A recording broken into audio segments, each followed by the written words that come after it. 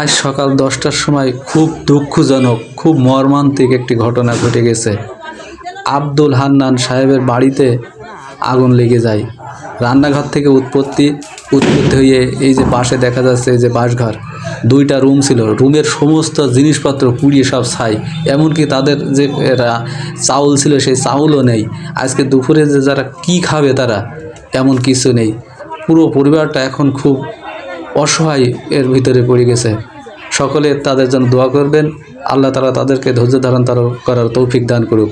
এবং যারা অর্থবিত্তশালী ধনী আছেন তারা, আমরা সকলে তাদের পাশে দাঁড়াই এবং তাদেরকে পুনর্বাসন করার জন্য তারা যেন ঘুরে দাঁড়াতে পারে আবার, সে লক্ষ্যে নিয়ে আমরা তাদের পাশে গিয়ে দাঁড়িয়ে তাদেরকে আবার পূর্বের ন্যায় বসবাস করতে পারে আমরা এই সহযোগিতা তাদের করব ইনশাআল্লাহ।